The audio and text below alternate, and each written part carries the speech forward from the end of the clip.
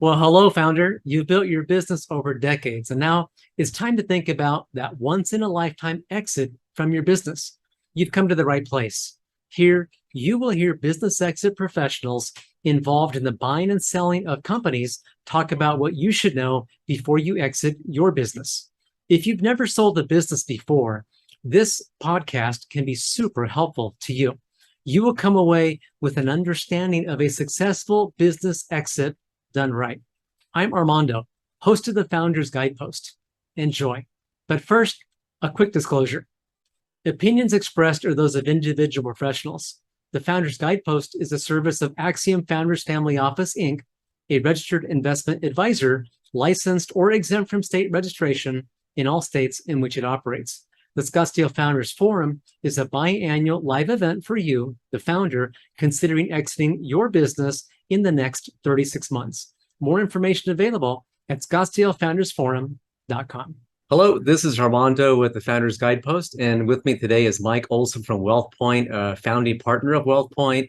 And Mike, I'm going to give you a quick introduction and ask you to fill in some of those blanks so that as people are hearing this conversation and watching, that they get a better sense of who you are, what you do, and how you can help them with their business. So with WealthPoint, when I think about you, I think about risk management, but that's such a broad category of what that really means.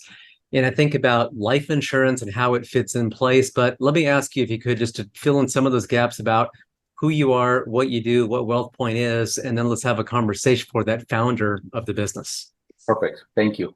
So the mission of WealthPoint was to have a source for individuals like yourself, CPAs, attorneys, wealth advisors to go to help business owners kind of enhance the creativity and value proposition of how to help business owners kind of take care of some of those outstanding issues that sometimes get neglected, right? And we have two kind of expertise. One is the life insurance industry, and we happen to have a business consulting group on the side.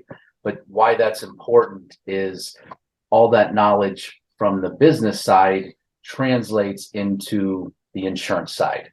So the ability to help business owners really, when you say risk management, look at their business and how it's growing in value, and how do you take advantage and protect the family, the partners, key people, all those kind of things through that process. Right. And WealthPoint's mission is to do that in a very fiduciary behavioral model, not a sales system. So working very collaboratively with the yous of the world to explore options, to analyze options, to educate, to get the best possible solutions brought to the table. Fantastic.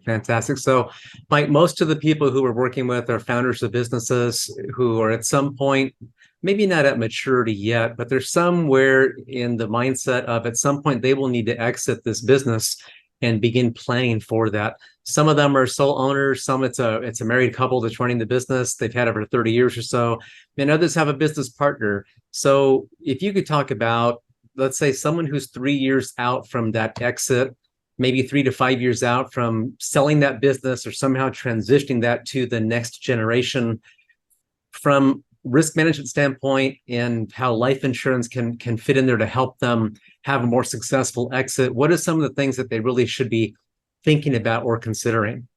Well, I think the secret is, as you're helping them as well, is crystallizing kind of how they want their life to play out. And this business is kind of like the goose with the golden eggs, right, that is creating the revenue and cash flow and the monetary financial backing to solve that retirement objective. And then it's, what do you want to happen? And then how do we make the business play that out, right? So a lot of that is aligning your key people to that plan. So whether it's a transition to some of your family members, to some of the key people, right? The earlier you start that, and the more crystallized the goals and objectives are, and all parties are aligned, the better that transition happens, right? And the whole objective usually is to protect the company as it goes through this scenario. And from a risk management perspective, it's those vital people that make that happen. What if all those what ifs happen? How do you protect those people? Right. So a lot of times it's aligning the key people. It's protecting the owners. Gosh forbid one of them passes away. Gosh forbid one of them gets a divorce. Gosh forbid one of them gets the disability.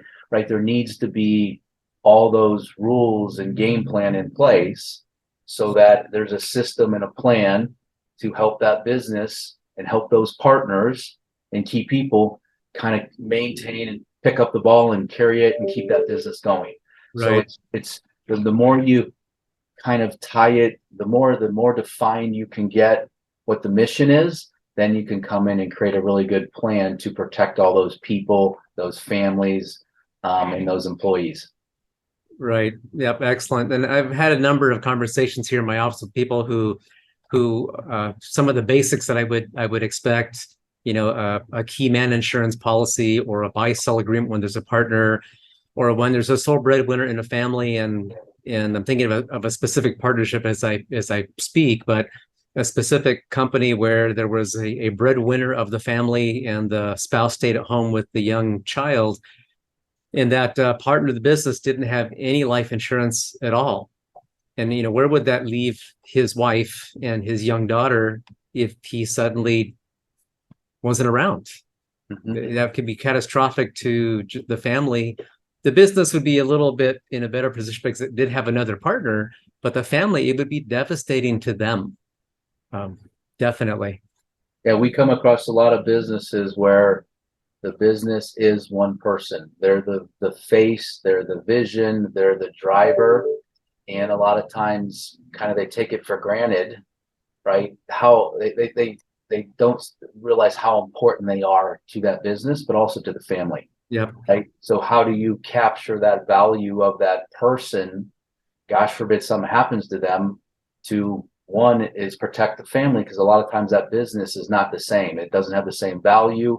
It's not transferable. So you really have to capture the value of that business, right, and pass it on to that family. And there's various ways to do that. Insurance obviously is one of those, options that help solve that liquidity problem.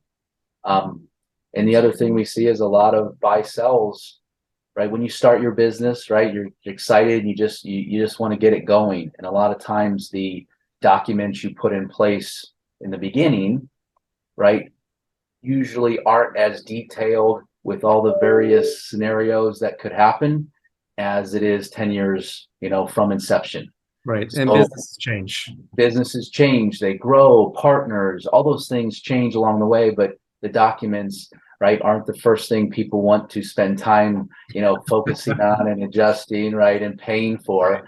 So a lot of times we see those documents outdated, or we'll see a good document and life insurance in place for a buy sell, but the company is worth 10 times more than it was at inception. And it hasn't been kept up with. So what we spend a lot of time doing is just helping walk through what a buy sell should look like, all the 6 different contingencies that should be in it: death, disability, divorce, voluntary leave, non-voluntary leave, and retirement. Those are all the contingencies that you should have in that document. Very rarely are all of those covered. So a lot of times it's just having those conversations with the ownership group to say, which of these is really vital? Now let's keep these updated, and then let's look at various options on the best way to kind of bring crystallize those documents to fit the family group or the partnership group.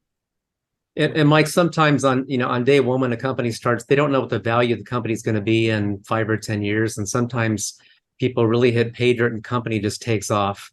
Yeah. And might, as you said, have a buy-sell agreement in the early years where they think the valuation is pretty low, and then it just doesn't keep up. So in, say, 5-10 years, when the value has really increased beyond that initial assessment of what they thought value would be, is it a matter of getting an appraisal and then getting life insurance that's going to meet those appraised needs? How does that work?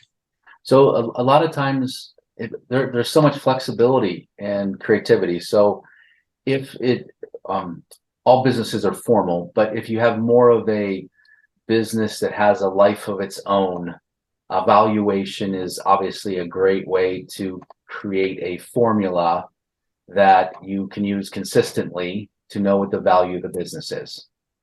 For a lot of those companies that the key person or the owner is the company, those are harder to value. So a lot of times it's really doing kind of a gut check, looking at numbers, talking with the CPA is, if this were a company that had multiple partners and a life of its own and wasn't so dependent on the owner, what could that value look like, right? So a lot of times it's conversations with the professional group to really get that dialed in. Other times it's absolutely, let's go get an appraisal. Let's create a formula so we know what the value of this business is over time as it changes, grows, and adjusts, right? And then a lot of times you can fund it, right? Which means you go get insurance for the value of that business or some portion of that value, so that you know if somebody does pass away, that there is definitely a big chunk of money that comes in that can help purchase that company from the deceased partner. A lot of times we see some people fund it, all of it. Other people don't fund it all the way, and they just want enough liquidity to make sure that the company and family are going to be okay. And then the rest of that buyout will be over a period of time. That's okay. But it's really just having those conversations and knowing two things is, what's the value of the company that I'm trying to protect? And then what does my family need? And then it's kind of just having that conversation to make sure those two work together. Because a lot of times there's kind of a Chinese wall in between there, and they don't take the value of the company and the personal side and pull it together to have that conversation. They're kind of done in silos. And that's my really big issue, is they're all one and the same. It's a balance sheet, and it's all about the family, and the business is just one of those things. So how do they all work together, right, to protect the business and to protect the family? Okay. And so you're navigating both as you're doing it sounds like. I mean, navigating the family side as well as the business side to get to the best place. Yes. Yep. And a lot of times that comes with what you had mentioned earlier, is key people, right? And the same thing happens, right? If a key person passes away for a smaller kind of closely held business, is one person can be very vital to the success of that business. So a key person is a way that the ownership group can buy insurance on that key person to say, great, if something happens to you, our company's going to be affected, and we want to make sure that the company can go on. Now it's just, how do you quantify that value? What's that person really impact the business? And there's different formulas in different ways, but it all comes down to conversations, right? Of who are these key people? How vital are they really to the success of the business? And then what do we do about that, right? How do you protect the risk management of that key person, right? Gosh forbid they passed away or became disabled. What's it going to mean to the business?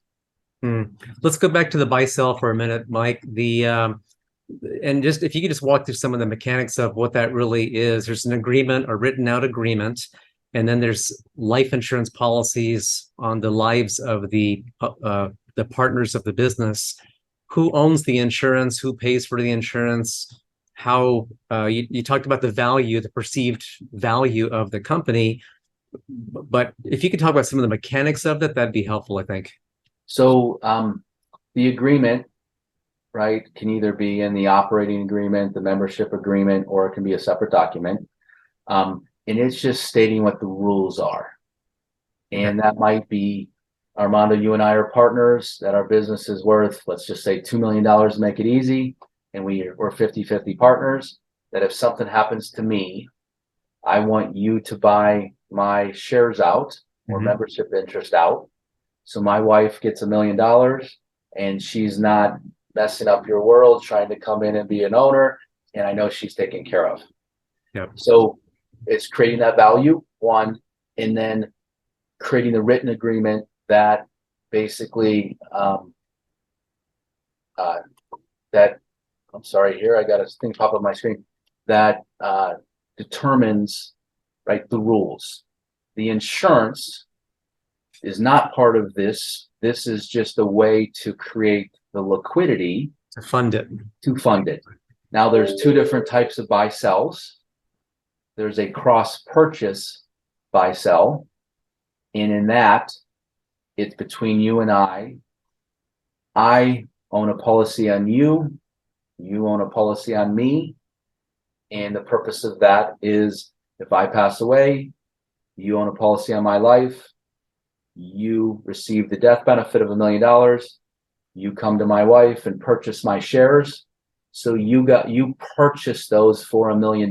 So you got a cost basis associated with that purchase. My wife gets $1 million. Great. That's called a cross purchase. Okay. An entity or a redemption buy sell, our business would own the policies on you and I. And then if I pass away, our business gets the $1 million, and then it just redeems my shares from my wife. Okay. When that happens, you technically now own 100% of the business, but you didn't purchase them. So your cost basis stays the same. It doesn't increase by $1 million. So that's part of the conversation is, do you think you're ever going to sell this business? How important is that step up in value? How fast is the business growing? Because it would have a bearing on which type of buy-sell structure you would implement. And in addition to that, as you're probably thinking, if it's a cross purchase and we have 5 partners, right? That means we have to have policies. You have to have insurance on 4 of the partners. It gets kind of crazy and all these policies floating around versus the redemption is very easy, right? The company can own a policy on each of us. So the number of partners, the cost basis, all those kind of things kind of come into the conversation as to which type of structure is best for kind of the situation. Okay. And that's based on, so just getting back to what you said earlier about the value today versus the value in 5 or 10 years. There's a value of the company today, which, industries have their own formulas. You can get an appraisal if need be, but there's some way to assign a value to the business today, which will be different from what it is in 5 or 10 years. Are you allowing for growth are you allowing for increased value going forward in those policies today, in the buy-sell agreement today? Sometimes, yes. That conversation is an absolute must. And the partnership group will say, yes, we're growing fast. That's a risk I want to make sure we protect. Other mature businesses are more kind of steady, right? They might be more apt to kind of protect the value today, and then any excess growth, it would just be a payout over time, right? So it kind of depends. One of the things that people don't realize a lot of times is, yes, a lot of times there's formulas in the buy-sell, or it'll say something like each party will get an appraisal and they'll take the average of the 2, or right, there'll be 3 appraisals and they'll take the average. So you can use appraisal. You can use a stated value. So you and I might agree to sit down and say, for death contingency, instead of our business being worth 2, it's worth 4. Because you and I know that there's growth potential, that the blood, sweat, and tears we put in for the last 4 years, we want to make sure we capture that for our family, for all the hard work. And as long as we agree to that, we can state a value for that death contingency and buy insurance accordingly. So there's a lot of options and flexibility, and that's where just the collaboration, the conversations are so important, so that the end result is that business ownership group goes, great, I feel good. The risks that I have out there, I've protected myself and my family and my partners. Great. And we all know the rules. Okay. Thank you. That sounds very helpful. So we talked about a buy-sell for the ongoing business that has partners. We talked about key man insurance for key people to, well, I guess key person is maybe more appropriate, but the key people in the organization that are vital, critical to the ongoing success of this business. They have more value than maybe some of the other folks in terms of the ongoing of this business.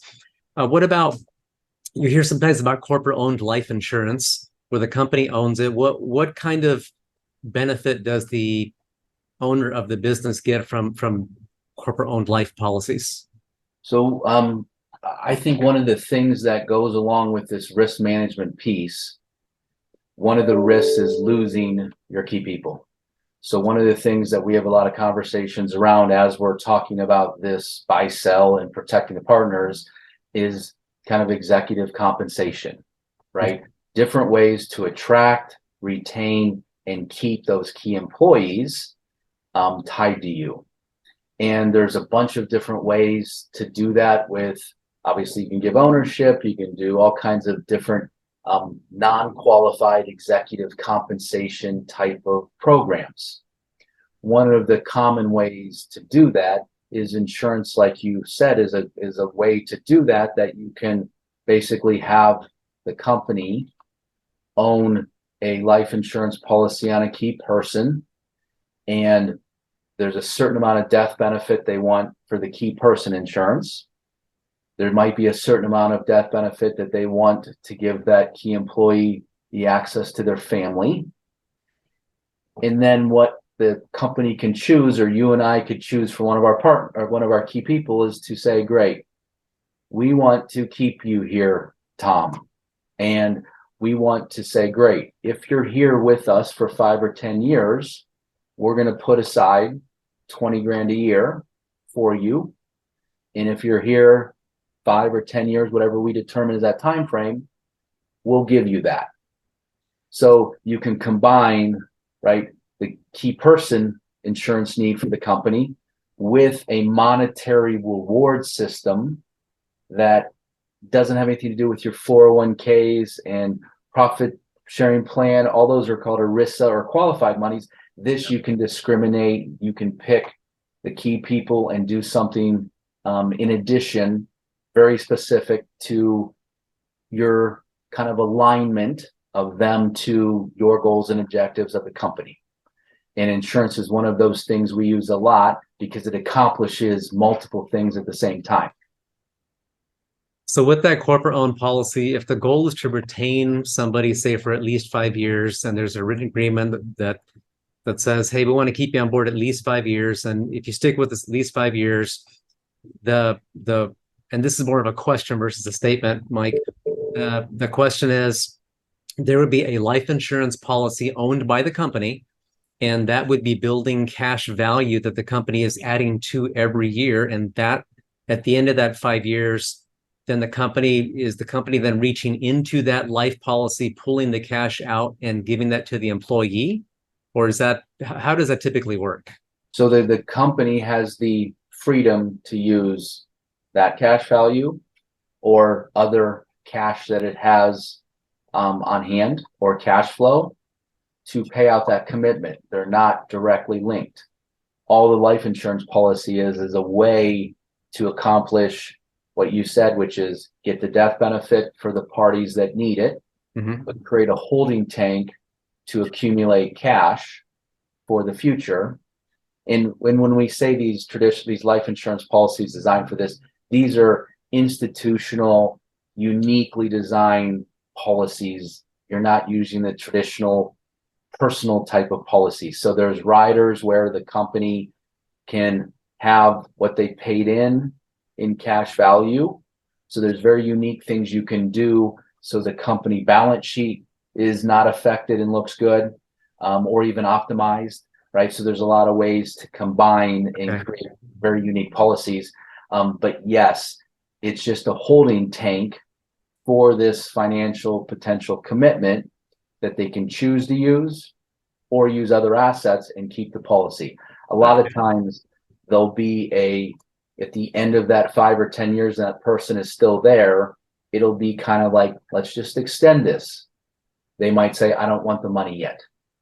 Keep it and keep adding to it and let this continue to grow. And then you'll create a new time frame. So as long as the employee is still with you, right, you can do that. So they're very, very flexible and creative and designed versus very commoditized. Okay. And often, as you know, business owners, when it comes time to selling, sometimes they're they go into stealth mode.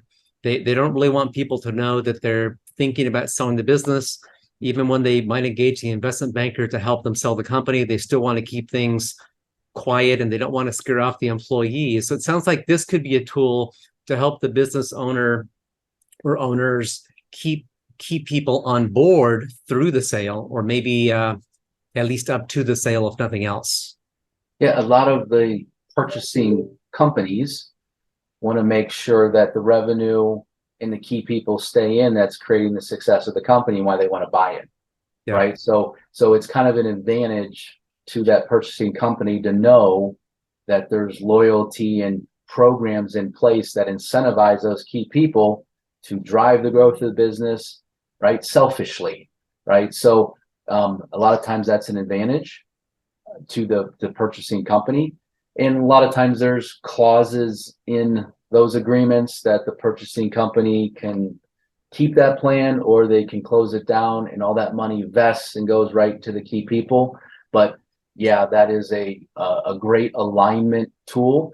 But if I could say, in our experience with business owners, I think involving those really key people, not going at it of, I'm thinking of selling, but approach it in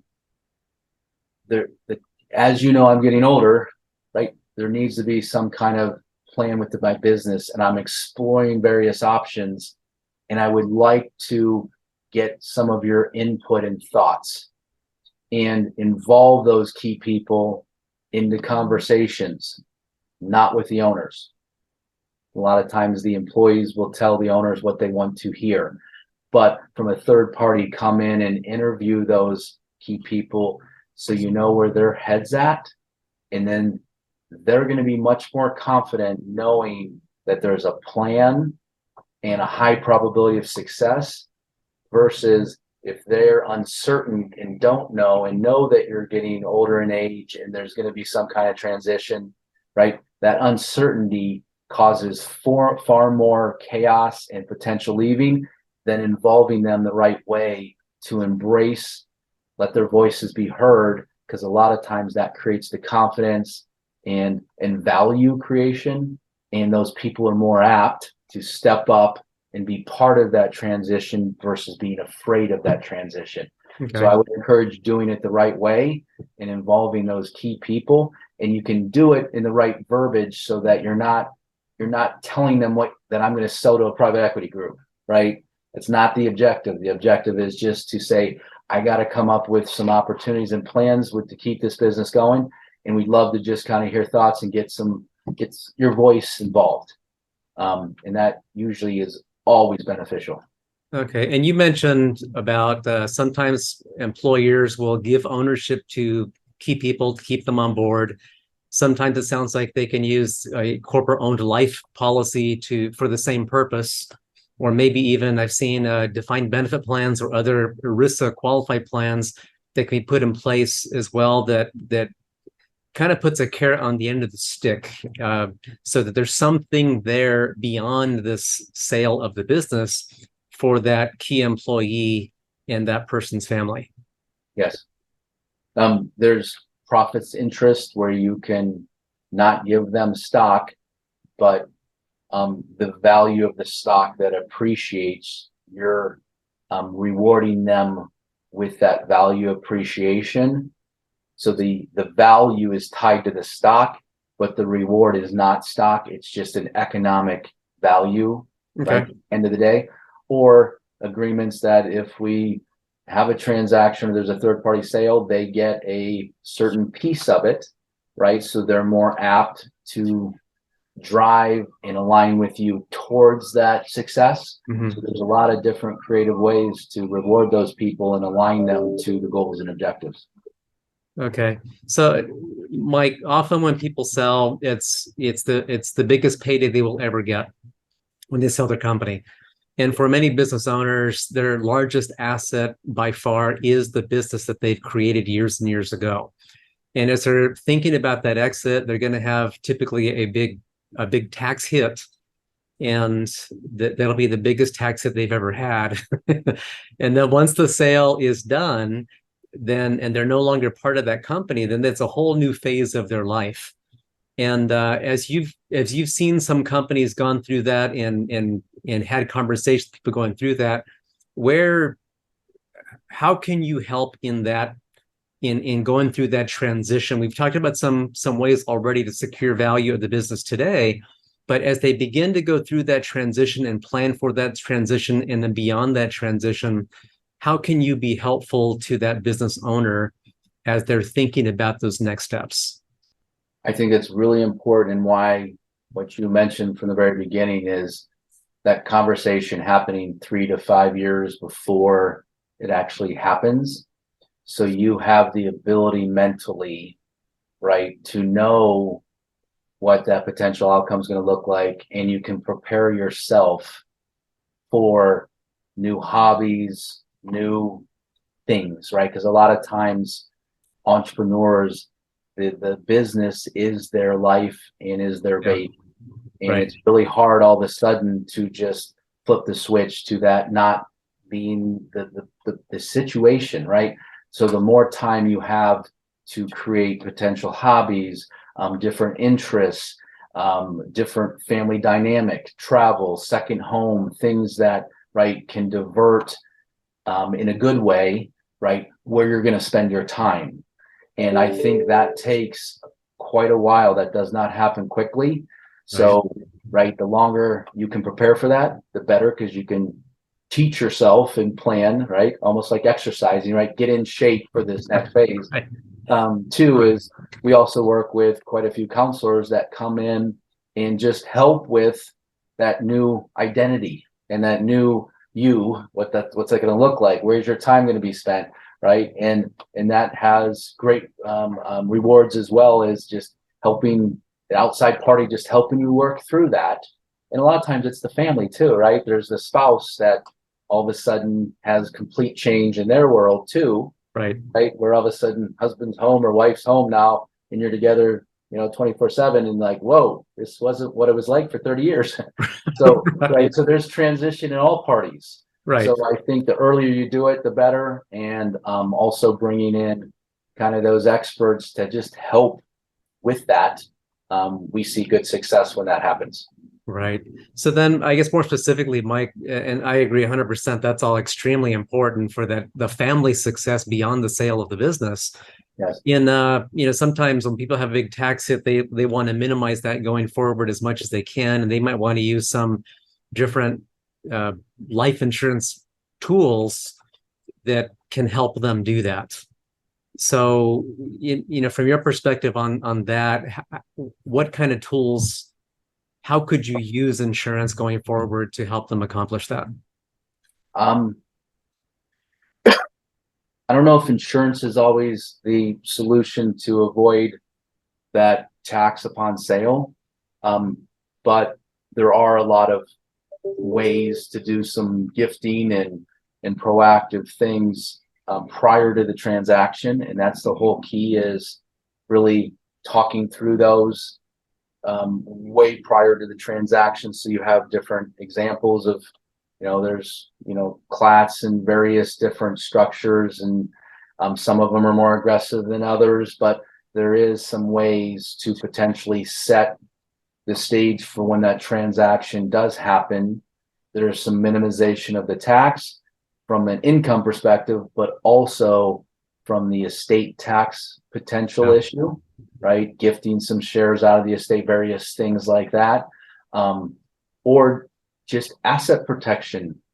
I think that's something that is not talked about a lot, but once you have that big payday and you get money, is there ways that when you get that money, it's in creditor protected or asset protected environments, right?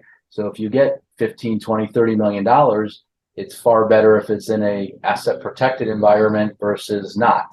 So there should be a lot of conversations around those potential strategies, whether it's using trusts, or this is where insurance becomes a viable option, because depending on the state you're in, there's creditor protection on the cash value. So there are ways to structure your assets accordingly to help with that. Right. And you mentioned creditor protection and asset protection. Let me just expand on that, just so it's a little more, maybe a little more clear.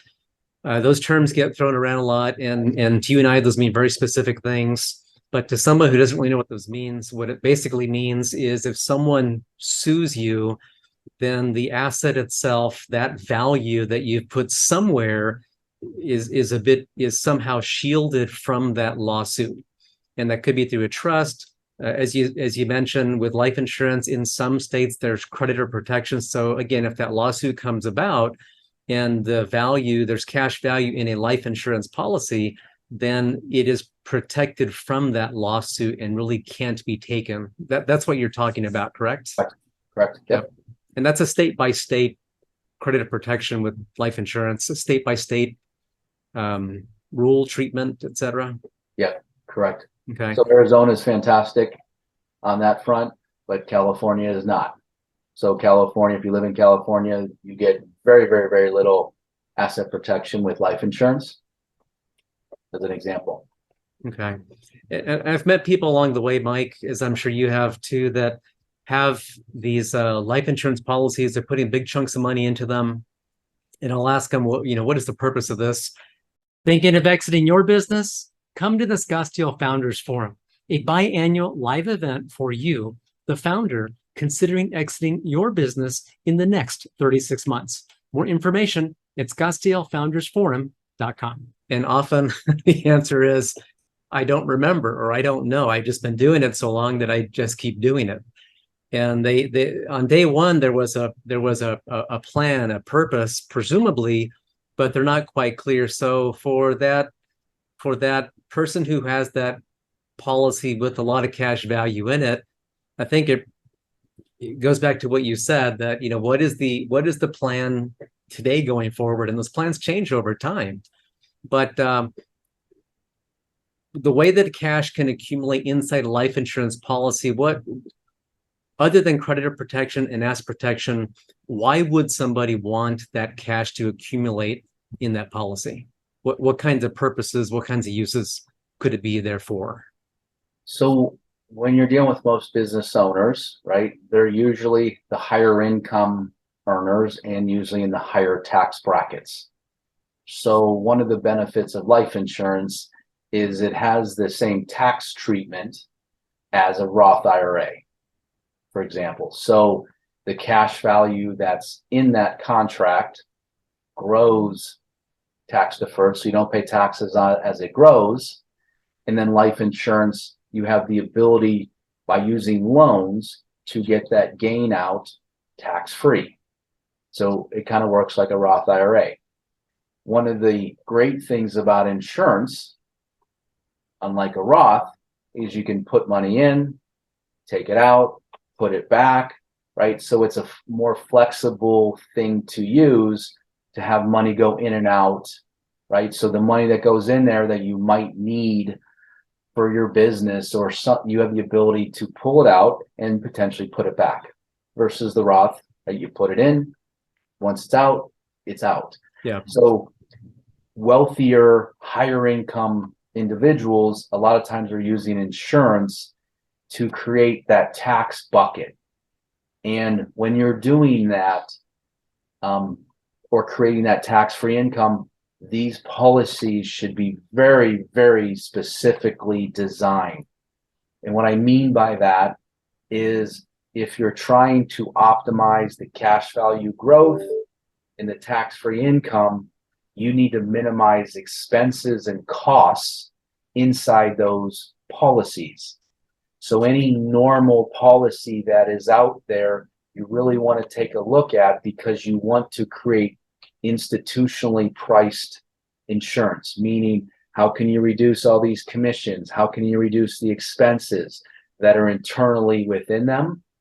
And there's certain types of policies that are built to do this, and there's certain policies that aren't, right? So there's permanent policies that have cash value, but they're not built to optimize tax-free growth and tax-free distribution. They're built just to let cash value grow. Well, that is a costly endeavor compared to the other options.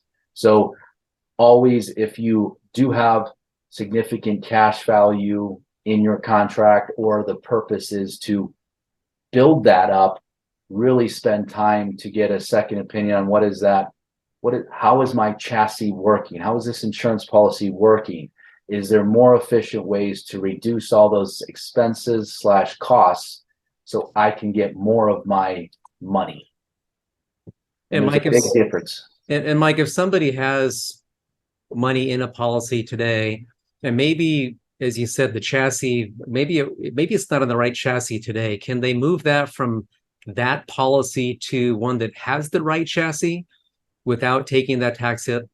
Yes, there's it's called a 1035 exchange. So you have the ability to roll those cash values and cost basis into a new contract. And I would say probably 85% of the permanent policies that we see can be greatly improved. 15% of the time when we do an analysis, we see policies that were well designed and good. But that's a rare percentage. But it's a very easy ability to switch into a new product. You just have to analyze, right, and do an analysis around it, and make sure that you're not, because there's sometimes surrender charges in these old policies you need to look at, right? It's not just an easy assumption. You really have to make sure you're looking at all the costs, benefits, and doing an analysis. Yeah, that makes sense. And people may be familiar with a 1031 exchange. You said a 1035, that's for insurance, obviously. A 1031 exchange is kind of the same idea, but with real estate or some other assets. I mentioned that because people, I'd say, especially here in the southwestern Arizona, a lot of people have rental property, rental real estate, and they may be more familiar with the 1031 exchange, where they can sell that piece of real estate, roll it into something that is comparable or what's considered like kind, and pay zero tax on that transition, on that transfer. In life insurance, the same idea, the same concept exists, but that's a 1035 exchange, correct? Correct. Yep. Yeah, there isn't the timing restrictions that you have with the 1031, so it's a little bit more flexible and easier in that sense. But yes, exact same tax treatment. Yeah, and I like the 1035 exchange, because in that, if there, say, is a chunk of money in a life policy, and on when that policy was started, maybe it had a purpose, but that purpose no longer exists. So that cash could then be reassigned to maybe long-term care, right? Yeah, absolutely. So maybe they don't need that death benefit anymore. Now maybe they need long-term care, because now they're older, and they realize that they will likely need that as they continue through their life. Yes, and the new life insurance policies have been very creative and proactive around adding that long-term care. It's called a rider, but fantastic benefits, much more economically priced than a traditional standalone long-term care policy. So that is absolutely a big conversation, and stuff we do a lot is, what's the long-term care concern, and is there ways to kind of use your life insurance and that leverage to solve that? And they have great riders and options now that are fantastic. Mm-hmm. Good. So I do want to touch on, also, sometimes we'll talk with people who have a lot of money in an IRA, just a ton of money in their IRA or their 401k. It's all called, the general category is qualified money. And of course, every dollar they pull out is going to be taxed. And within your space, within the life insurance space, there are sometimes strategies that are used that can help not pull the money out tax-free from IRA or 401k. You can't do that, but maybe to offset some of that and get some of more money from that person to the next generation. And I'm thinking about when that business owner sells their company, they're often thinking about that chunk of money and how it's going to be used for the greater good of not just that couple, that spouse, and them and their spouse, but their kids and grandkids and future generations. And so the more of that they can keep in their pocket versus paying for taxes, then the more they have more of an ability, presumably, to help accomplish some of those goals. But when the money's inside an IRA or other qualified, then it can they can feel a little bit handcuffed. How might you be able to help unhandcuff some of that? So, excuse me. Our conversations are usually with those individuals that they don't need the money in this qualified environment, right, to live on. They have all the other assets there to do that. So this qualified bucket that you're referring to is the worst asset from a tax perspective, because every dime you pull out, you pay ordinary income tax rates. And if you leave it to your children, they pay income taxes. It doesn't get a step up in basis. So to solve that, there's a couple different ways that a lot of times you can just pull out small amounts and then go buy a life insurance policy and an ILIT, an irrevocable life insurance policy, to leverage the death benefit, right, for estate planning purposes or legacy. That's one of the options. With the Secure Act, what happened is the Secure Act opened the door for the ability with profit sharing plans. And a lot of times you can convert these existing qualified plans to a profit sharing plan, but it opened the door to do some great things with life insurance inside the profit sharing plan in ways you can get it out and really lever these taxable dollars to tax-free dollars. So there's a lot of great options now. In doing that, what you're doing is you're using less of your exemption or gifting amount that a lot of times you're using when you implement estate tax planning with insurance. Is you're gifting money to an irrevocable trust that's buying life insurance in it, and you're using either some of your exemption, right, or annual exclusions. If you're using your exemption, it's dollar for dollar on those premiums. When you use this profit sharing plan, there's a lot of leverage that gets created to get that money from there into this trust to buy life insurance. And it takes, a half hour, 45-minute conversation just in those steps, but it really opens the door for wealthier individuals that have estate tax problems to use this asset that they really don't, the most efficient asset on the balance sheet, to solve that problem very efficiently. Okay. So Mike, we have not talked yet about philanthropy and charitable giving. When people have that big payday when they sell their company, and they're realizing they've got more than they can really consume in their lifetime, and they want to often help their adult kids, the grandkids with college education, etc. But they're also often very philanthropic, and they want to give. They want to help the greater community for the greater good. How, from your perspective, as you think about risk mitigation, you think about, life insurance policies, and how can those help people when they're going to, say, sell and they want to give to charity, whatever charity they choose? How can the tools in your tool chest help them?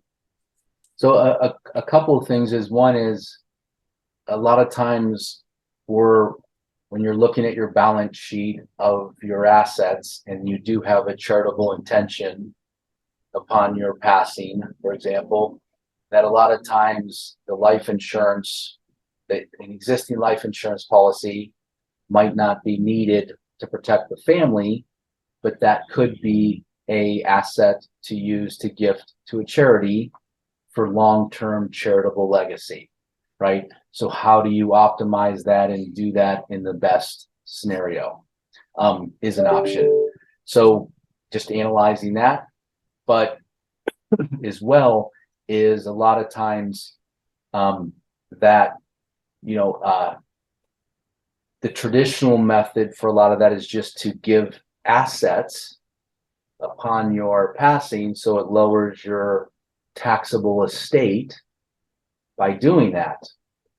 a lot of times what we use life insurance for is you can go pay a much smaller premium for a life insurance policy in an irrevocable trust that goes to your heirs and give away a lot of your assets directly to the charity to reduce your estate tax. And then you're just replacing that value with a tax-free death benefit in this trust over here.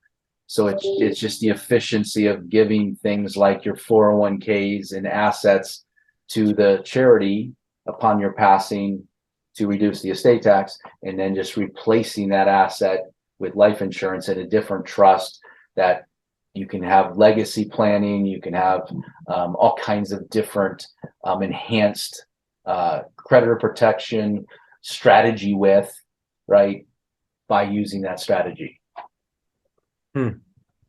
Yeah, I'm on the board of a local nonprofit where it's fairly common that people will do exactly that. They will name, as a beneficiary of their life insurance policy, they will name this charity so that when their time comes, the charity does in fact get a chunk of money that can be used for legacy purposes to help them accomplish whatever they want to accomplish with that chunk of money, the charity. Sometimes they can define they wanted to go towards scholarship, sometimes towards, healthcare, towards really whatever they want. And it's part of their legacy as they, transition themselves into that next phase, whatever that may be.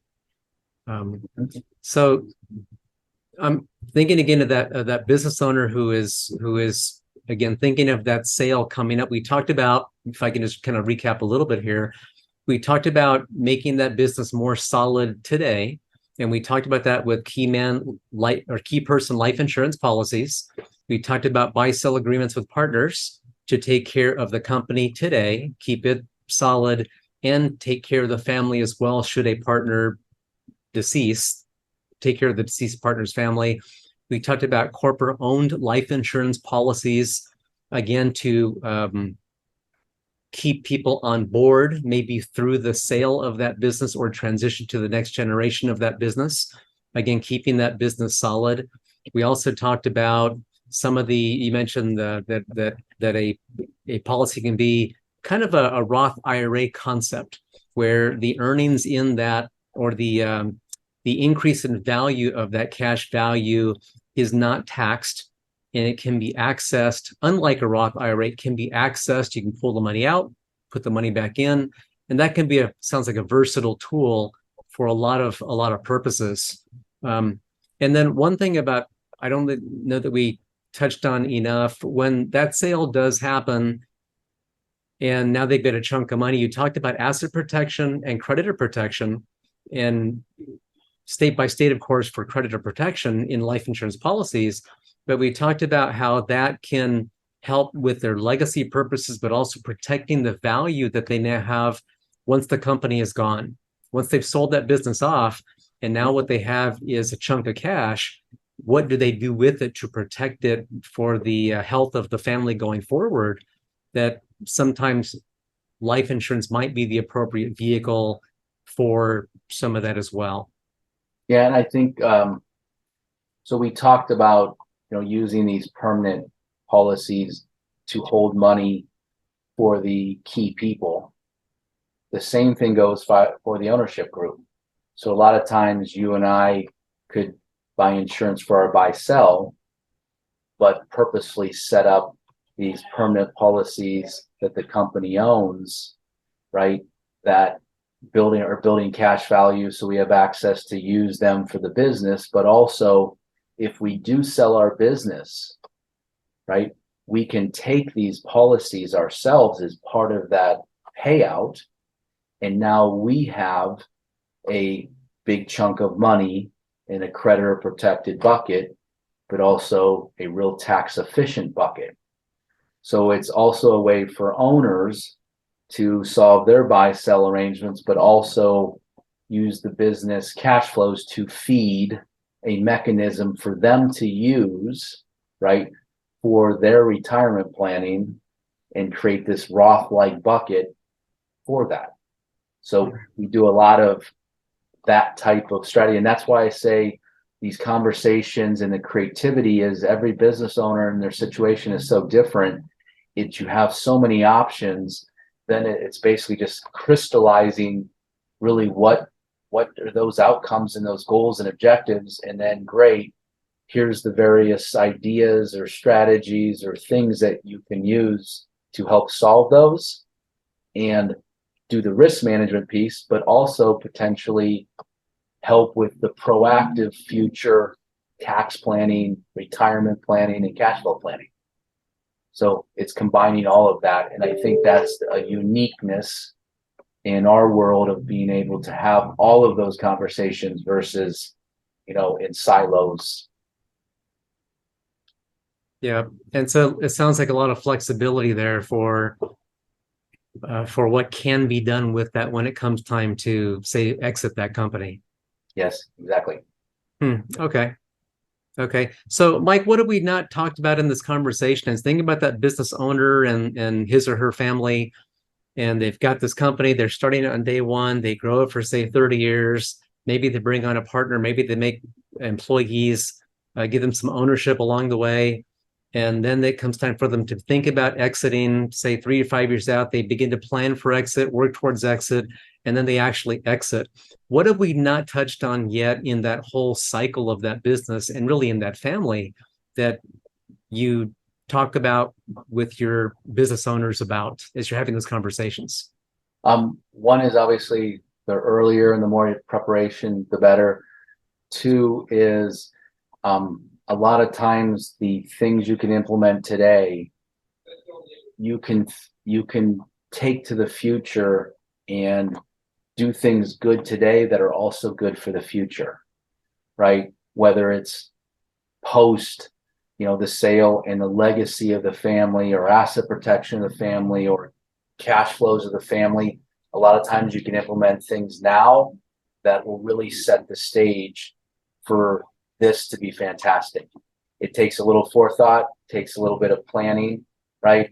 But that, I think, is a lot of times, I think that a lot of business owners are in they're working so much and have so many balls and juggling, keeping things in the air and all that a lot of times they just put band-aids in places to just solve things in the short run.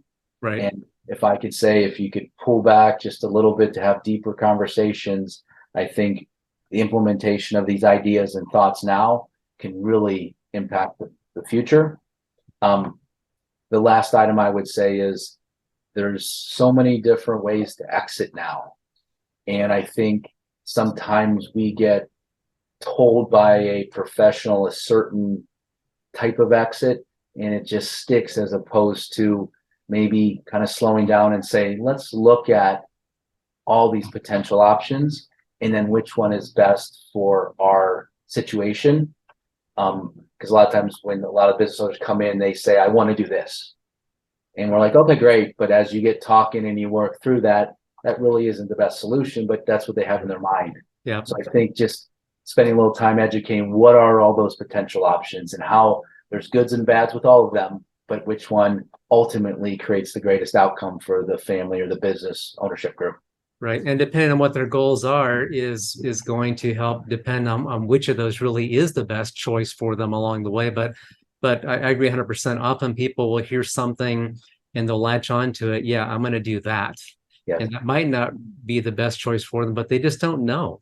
So having those conversations to help understand what are they really trying to get to? Do they really want to take care of the employees? Do they want to sell for the highest price? Do they want to transition to their own next generation? What are they really trying to get to? And then talk about, well, how can you get there and what's going to be the best way to get there? But that broader conversation is so critical versus, as you said, band-aids to fix things along the way. Very, very important. Anything else, Mike, that we haven't touched on yet in this conversation that comes to mind for you? I don't think so. I think we covered a lot fairly quickly.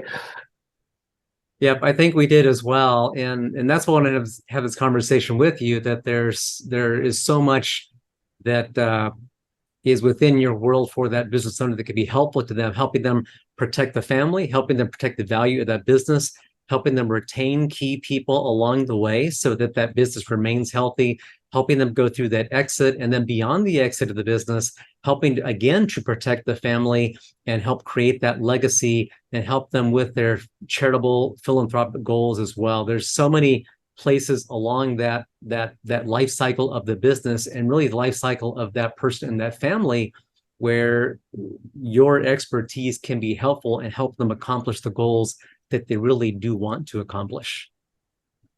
Good. So Mike, really enjoyed the conversation. If somebody had questions and wanted to reach out to you, what is the best way for them to reach you? Mike at WealthPoint.net. Okay. Or I'm a phone person, so feel free to just pick up the phone and call me on my cell, 480-695-7747. Okay, so let me just repeat that, and then we'll get that printed down here below. So you said Mike at wealthpoint.net, correct? Correct. Or the other way is your cell, 480-695-7747? Correct. Great. Perfect.